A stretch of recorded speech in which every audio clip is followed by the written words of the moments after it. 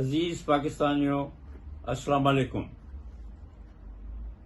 میں یوٹیوب پہ دل کی گہرائیوں سے جو میری سمجھ میں آتا ہے وہ ریکارڈ کرواتا ہوں۔ گزشتہ 3-4 دن کے انسیڈنٹس ایسے ہوئے ہیں کہ انہوں نے میری سوچ بالکل بدل دی ہے۔ اس ملک کو ہر کسی نے لوٹا ہے، لیا ہے، دیا کچھ نہیں۔ جس سے بھی پوچھیں وہ پدرم سلطان بود کہتا ہے کہ جی میرے باپ دادا نے جتنی قربانیاں دیں کسی نے قربانی نہیں دی، میرے رئیس صاحب نے اتنی دی، میرے خان صاحب نے ایسی دی، میرے سردار صاحب نے یہ کر دیا، میرے شاہ صاحب نے یہ کر دیا۔ اگر ان کا اصلی چہرہ دیکھا جائے تو شرم آتی ہے ان کے نام لیتے ہوئے بھی۔ میری گزارش یہ ہے کہ ہم بڑے ہیں یا چھوٹے ہیں، جب تک ہم اپنے عمل سے وہ بتاتے نہیں ہیں تو ہم وہ نہیں کاؤنٹ کیے جائیں گے۔ اب میں سوچ رہا ہوں کہ پاکستان بنا تھا، میں نے اس پہ باتیں کی ہیں، بہت سارے بزرگوں نے کی ہیں، بہت ساری ہزاروں کتابیں اس پہ لکھی گئی ہیں، لاکھوں بندوں نے قربانیاں دی ہیں، جانیں دی ہیں، جائیدادیں دی ہیں، پتہ نہیں کتنی قربانیاں دی ہیں، جس کے بعد ہمیں یہ پاکستان ملا تھا۔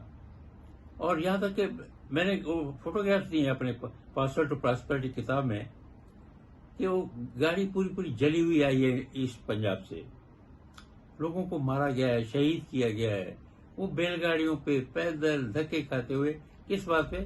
اسلام کے نام پہ وہ پاکستان پہنچے۔ اور جب پاکستان کی زمین پہ پہنچے تو انہوں نے یہاں سجدہ کیا، شکرانے کے نوافل پڑھے اور اللہ سے دعا کی کہ اللہ ان کو رزق میں برکت دے اور وہ محنت کریں اور ایک نیک اچھا ملک بنائیں۔ اب کیا ہوا کہ قائد اعظم نے جو نیشنل اسمبلی بنائی تو اس میں ایسٹ پاکستان اور ویسٹ پاکستان دونوں کے جو ممبران تھے، آپ حیران ہوں گے، اور اگر ہسٹری دیکھیں تو پاکستان بنانے میں زیادہ ہاتھ ایسٹ بنگال کا تھا، ایسٹ پاکستان کا تھا۔ بڑی بڑی ہستیاں، پڑھے لکھے لوگ، ایڈوکیٹس، جاگیردار، نواب، انہوں نے قربانیاں دیں، انہوں نے جیلیں کھائیں، انہوں نے اس کو بنایا۔ اور نتیجہ یہ ہوا کہ جب پاکستان بنا تو پاکستان کی جو پہلی اسمبلی 1947 کی بنی اس میں ایسٹ پاکستان کے 24 ممبر تھے، پنجاب کے 13 ممبر تھے،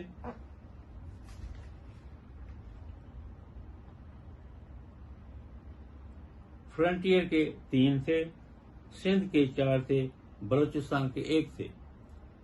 یہ تھی ریپرزنٹیشن ہماری۔ ان اگر تینوں چاروں صوبوں کو لگائیں گے 8 ممبر، وہ جو 47 میں تھے وہ بھی کیسے الیکٹ ہو گیا ہے کہہ نہیں سکتے، اور نہ اس کو ابھی ڈسکس کرنے میں کوئی فائدہ ہے۔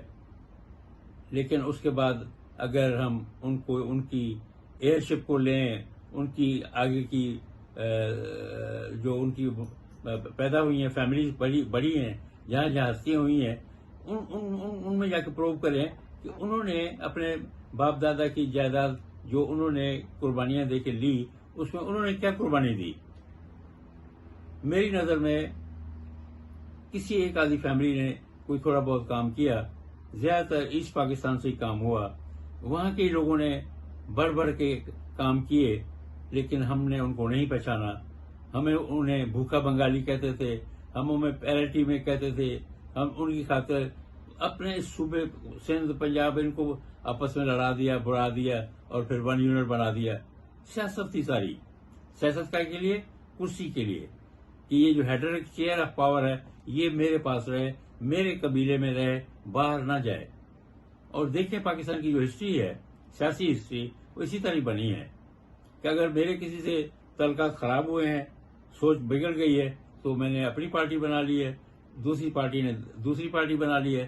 اس طرح ابھی اس وقت 153 رجسٹرڈ پولیٹیکل پارٹیز ہیں نیشنل اسمبلی آف پاکستان کی۔ آدمی سوچ بھی نہیں سکتا کہ اتنی پارٹیاں کسی بھی سیاسی جماعت میں ہونی سیاسی کنٹری میں ہونی چاہیے یا نہیں ہونی چاہیے۔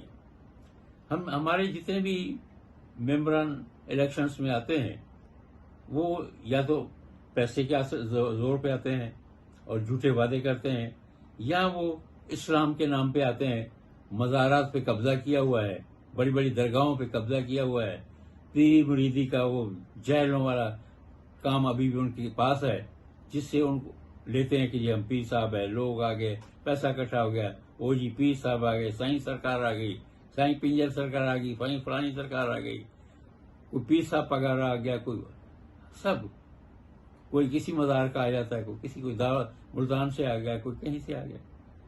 تو یہ کرائٹیریا نہیں ہے ملک کو چلانے کا، یہ نہیں ہے، اس طرح سے لیڈرشپ نہیں بنتی. لیڈرشپ کے لیے اب کوئی ضرورت نہیں ہے. اب اگر ہم ان برائیوں میں جائیں، انہوں نے کیوں برا کیا، تو ہم کل لڑائیوں میں جائیں گے آگے یا برا بنیں گے. تو میری گزارش رہی ہے عمران خان صاحب سے کہ نئی لیڈرشپ لے کے آؤ، اور نئی لیڈرشپ تب لائیں گے جب میں نے ان کو کہا تھا اس پہ عمل کریں کہ جتنے بھی ٹرائی ٹیسٹڈ کرپٹ پالیٹیشنس ہیں ان کو خدا کے واسطے اپنی پارٹی سے نکال دیں. بالکل ان کو ڈرائی کلین کریں، ڈرائی کلین کر کے صاف لائیں، اور ہر علاقے کانسٹیٹوئنسی میں جا کے کہیں صاحب یہ بندہ میں آپ کے لیے دینا چاہتا ہوں، آپ مہربانی کر کے اپنے یہاں سے 4-6 ایسے بندے دیں جن پہ آپ کو اعتبار ہو، جن کے لیے آپ کہہ سکیں کہ یہ آدمی بے ایمان نہیں ہے، یہ دھوکہ نہیں کرے گا، یہ جھوٹ نہیں بولے گا. جس کو اگر گورنمنٹ کی طرف سے، ملک کی طرف سے کوئی پاور دیے جائیں اس علاقے کے لیے، تو وہ بے لوسز ہو کر خدمت کرے. وہ اس لیے نہ کرے کہ اس کی کمیشنیں کھانی ہے، وہ اس لیے نہ کرے کہ اس کے پیسے بنے. میں نے دیکھی ہیں بھیڑ ساری، اور میں نے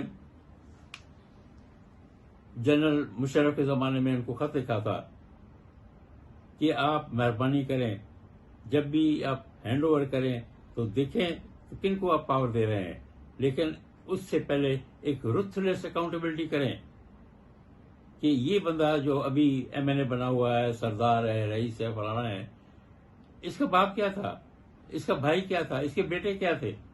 تو آپ کو پتہ چل جائے گا، خود ہی لوگ بھاگ جائیں گے.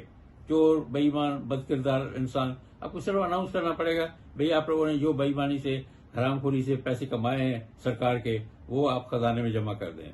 وہ اللہ کا شکر کریں گے، آپ کو پیسے دے کے اپنی جان چھڑائیں گے. ضیاء کے زمانے میں یہ ہوا تھا، ایوب خان کے زمانے میں ہوا تھا.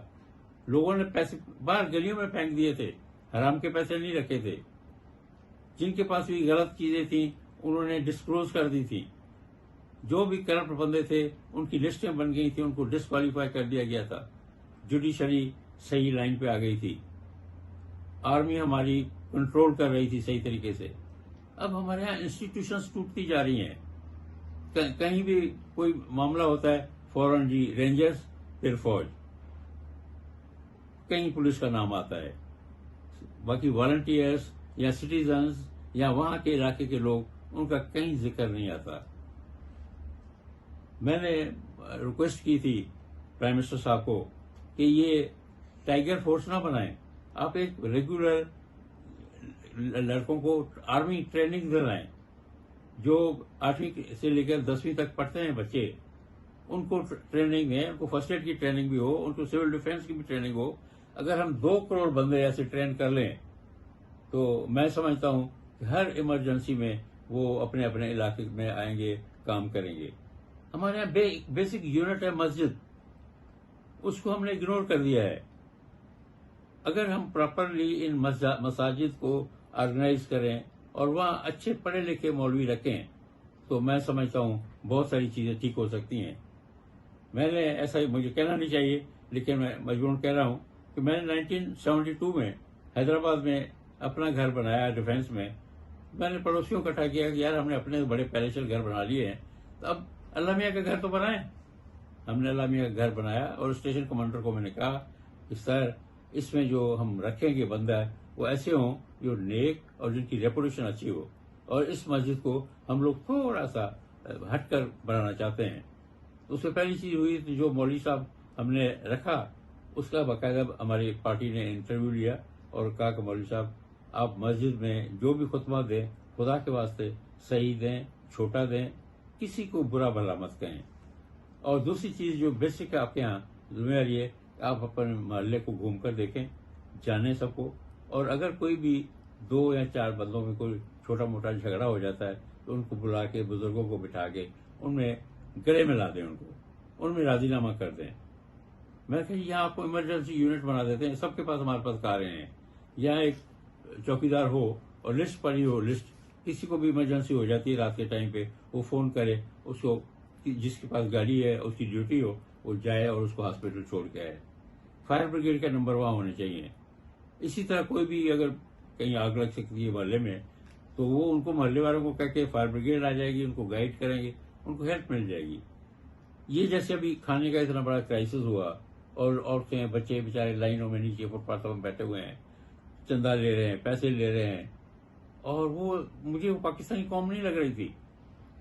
ہماری قوم یہ ہے کہ خوددار بھی ہے، غیرت مند بھی ہے، اور ایمانداری سے وہ بہت اچھا کام کر سکتی ہے، اور میں سمجھتا ہوں کہ اللہ تعالیٰ ہمیں مدد دے گا۔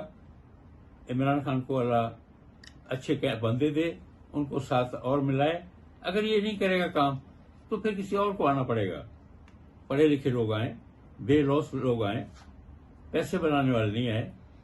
وہ جو قومی خدمت کرنا چاہتے ہیں ان کو کاریں نہیں ملیں گی، ان کو بنگلے نہیں ملیں گے، ان کو بندوقوں والے بندے ساتھ نہیں ہوں گے۔ وہ ادنا خادم کی طرح کام کریں، یہ نہیں کہ وہ آئیں تو خدمت کرنے کے لیے اور پھر حاکم بن کے بیٹھ جائیں۔ کہلاتے تو خادمے والا ہیں، اور کام جو کرتے ہیں وہ آپ بھی جانتے ہیں، ہم بھی جانتے ہیں۔ تو خدا کے واسطے ہمیں مصنوعی خادم نہیں چاہیے، ہمیں اصلی مسلمان چاہیے، اصلی بھائی چاہیے، اصلی بہنیں چاہیے، جو اپنے بھائی بہنوں کے لیے، ہر کسی کے لیے محنت کریں، اور اللہ کرے ہم ایک نئی بنیاد ڈالیں جس سے ہم ایک بہترین سوسائٹی لا سکیں۔ پیار، محبت، بھائی چارے سے انشاءاللہ پاکستان ترقی کرے گا۔ Thank you.